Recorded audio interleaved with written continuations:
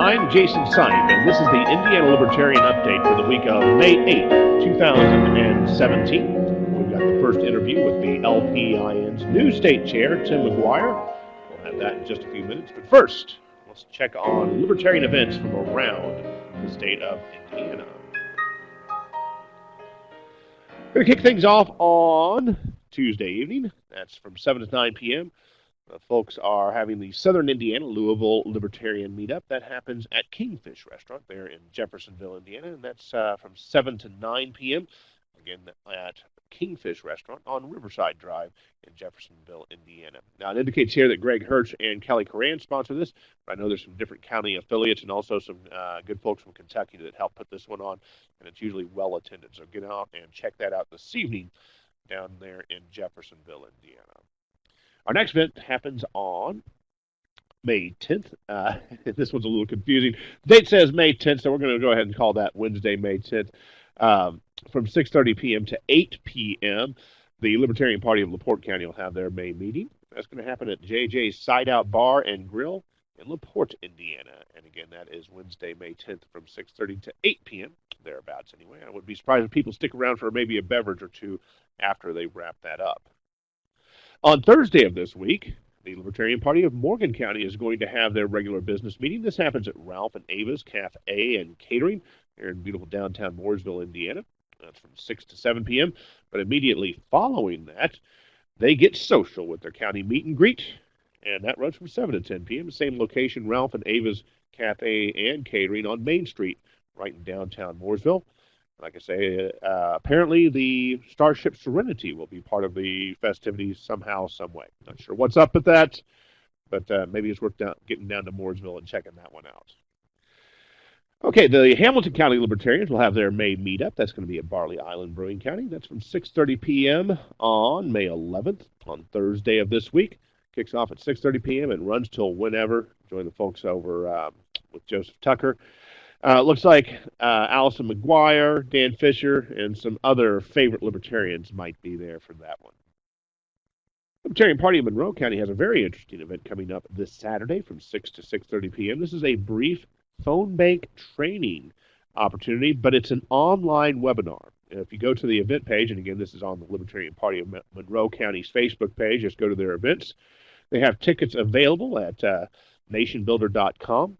for the Libertarian Party of Monroe County. Again, online. I'll be wanting to focus on those folks down there in the Bloomington area, but I imagine they would be fine with any Libertarian stopping in and enjoying this resource this Saturday from 6 to 6:30. The Higher Fellowship will finally be having their Tippecanoe County legalization rally on the steps of the Tippecanoe County Courthouse. That happens this Saturday from 1 to 3 p.m. If you've been following the news with the Higher Fellowship, they actually had to go to court to make this one happen. So if you're there in the the west central part of the state and want to get out and support cannabis legalization, be sure to do that at the Tippecanoe County Courthouse this Saturday from 1 to 3 p.m. Libertarian Party of Marion County will have their May business meeting. That's this coming Monday, May 15th, and that's at 7 p.m. Usually folks get together a few minutes early for some beverages and food if you're so inclined. This happens at the Antelope Club at 615 North Delaware Street in Indianapolis, Indiana, a hub for all things libertarian here in central Indiana. The St. Joseph County Libertarian Party will be having their business meeting on Thursday of next week. That's at Gianetto's Pizza and Pasta on Cleveland Road in Granger, Indiana. They're newly affiliated, I believe, up in St. Joseph County. So if you're in the area and want to know more about libertarianism or just want to stop in and support them as they grow in the northern part of the state, be sure to visit. That is Thursday, May 18th at 7 p.m. Gianetto's Pizza and Pasta in Granger, Indiana. A couple weeks ago, we had Ms. Morrell on to chat about the Rush County Libertarian Party Women's Handgun Training Course. I understand they still have a slot or two open for that. That happens Saturday, May 20th from 9 a.m. to 3 p.m. and a great opportunity for you to learn more about firearms for those women who are in the Rush County area. I always butcher the pronunciation of Kosciuszko. Is it Kosciuszko or Kosciuszko? In any case, Kosciuszko County Legalization Rally happens on May 20th from 1 to 4 p.m., and that's at the Kosciuszko County Courthouse in Warsaw, Indiana. All right. Now, as promised, I'm happy to call Tim Maguire. He's been a mentor of mine as I have participated in libertarian politics over the last few years. He's been a great resource for anybody who's tried to run for office. A lot of great advice there. Now he's bringing his expertise to the state leadership, the Libertarian Party of Indiana. Tim Maguire is our new state chair, and we're very happy to have him on the Indiana Libertarian Update for this week's interview. We are back with the newly elected chair of the Libertarian Party of Indiana. He's been a guest on the Libertarian Update in the past, and many of you know him, but directly below me is Mr. Tim Maguire, our new state chair. Tim, congratulations on your election this past weekend in Evansville. Thank you very much, Jason. It's great to be here. Absolutely, absolutely. Before we kind of go through a review of the plan that led to your election, give us a brief recap of what happened this weekend in Evansville. Was it thoroughly contentious? Did you and Jesse Riddle remain fully clothed? Was there wrestling involved? How did it work out? Well, there was some joking about some chair throwing that was going to happen, but no. Everyone behaved themselves. Nothing untoward happened. Jesse and I still remain friends. Nothing got any personal or anything. Everything was very professional. Friday night we had a spirited debate between the two of us that was very well attended. A lot of good questions at that debate from the delegates, and then on Saturday we both made our case again during the business meeting, and again got some great questions from the delegates, and then obviously I was able to win the day, but Jesse was a great challenger. I know we enjoyed having him here on the Indiana Libertarian Update, and his hard work in the party is certainly appreciated. So, help us recall the actual platform, or at least the major points of the platform that led to your election. Yeah. So obviously, key number one is fundraising. Both Jesse and I agree that we are sorely deficient on fundraising right now, and that's one of the things that we need to start raising on. I'm happy to report that at the banquet on Saturday night, I was able to increase monthly donations by almost $400. As well as we raised just over $2,000 on one-time donations as well. And then the other points were I want to kind of increase the coordination and communication and cooperation between the state party and the county parties. And part of that was, adding some more roles in the state party that are going to work hand in hand with not only the SEC, but also the county parties. And then also, and this was, I was not alone in suggesting this, implementing a lot more campaign training and giving more support to our candidates in the form of training or more support staff, trying to do centralized campaign management to basically help out our candidates. Well, it sounded like you had a great start on some of those items at the convention this past weekend. So now that you've secured the post, how are you going to make these a reality? Starting off with fundraising. Well, and like I said, we started off Saturday night strong with fundraising. The SEC did set itself a goal that we're going to raise monthly donations to $2,000 by the end of the year. And the biggest thing, I mean, obviously the bulk of the burden rests on my shoulders. I did declare myself that the chair is the fundraiser in chief, and I'm going to have to reach out personally to some of our bigger donors and then coordinate the efforts to reach out to all of our donors. And, we're going to, there's been a couple years where some of our donors haven't heard anything from us, and I'm going to have to take the lead on rectifying that. Now, when you say a couple of years since people have heard, our donors have heard from us, what message would you send them? What do you want to say to them? Do you want to get them involved? Do you want more money? Do you want to give them flashy lapel pins? What's the plan with the communication? So my communication is, well, first and foremost, coming out of the convention, I'm really excited that everyone kind of rallied around the idea of winning local elections, focusing on races that we can win, and everyone was really excited about the plan I put forward. So, I mean, the message I would send to the donors is, We're going to start trying to run this like a professional party. We're going to try some new things. We're going to try some new strategies, and not only are we going to, try to expand our fundraising efforts, but we're also, as I said, we're going to, use that money to try to give more support to our candidates, especially the candidates that are in key races that we can win. And hopefully, if the donors believe in us, and we can pull off everything that we're shooting for, we'll have some elected libertarians to show for it in the next 2 years. Well, that would certainly be great to see the number of elected libertarians here in Indiana increase over the next few years. So, candidate support and training. Give us some details on what your plan is there.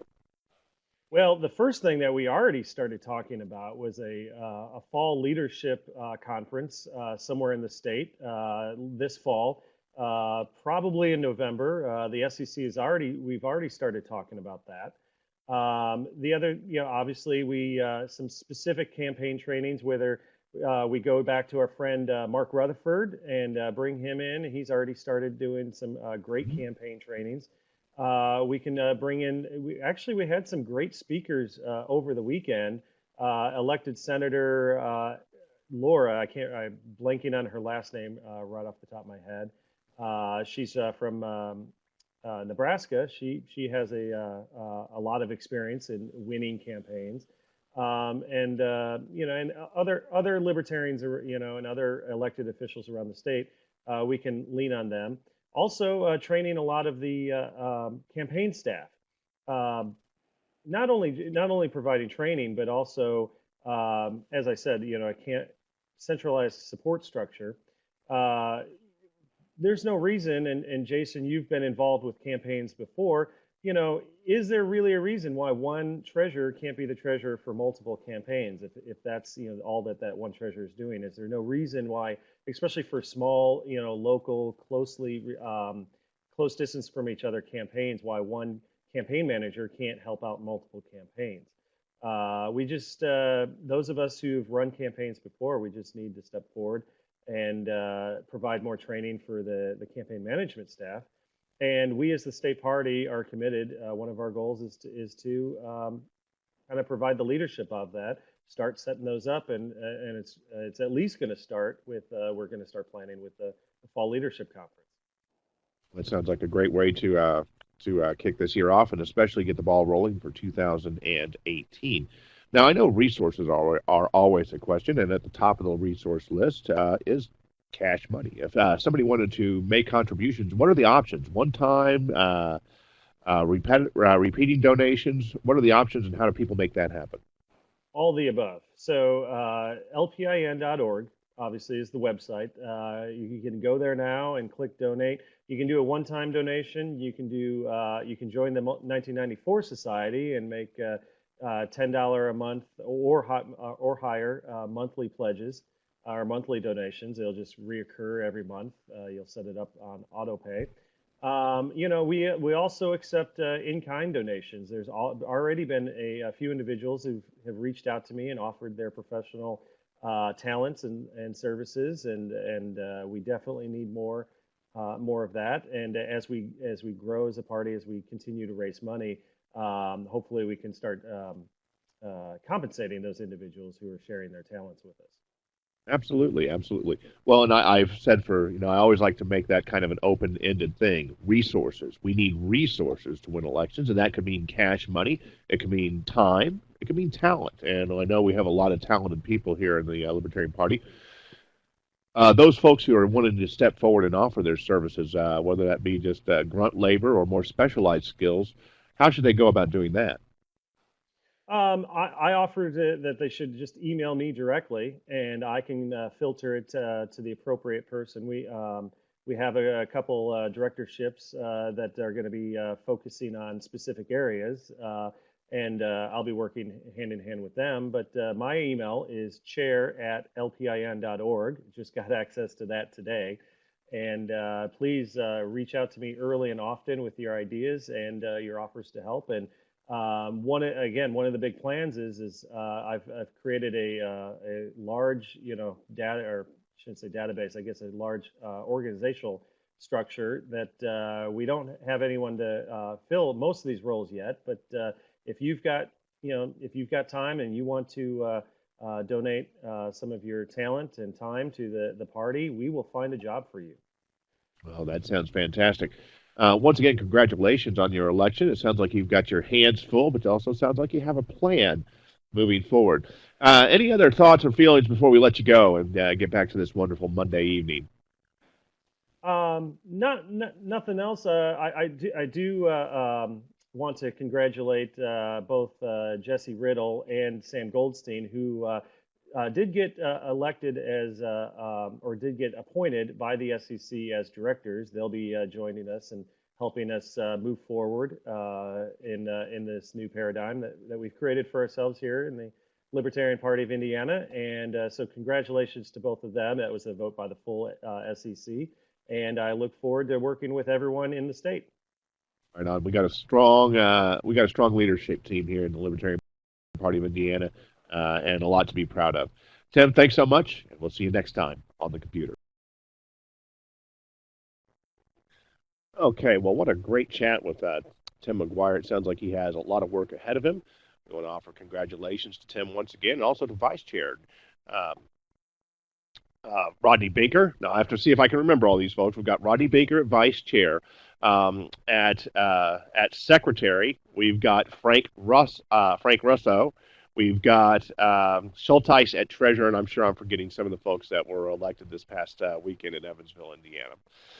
We will return next week. We're going to try to start reaching out to some of our county affiliates to catch up with what's going on in all corners of the state of Indiana and kind of shift our focus a little bit towards the events and the people that are happening right here in Indiana. And we'll be back with something along those lines next week. If you have a news story, event, or meeting you want us to pass along, just send a message via Facebook or drop me an email. It's jsipe@sipesociety.com. Until next time, I'm Jason Sipe, and I'll see you on the computer.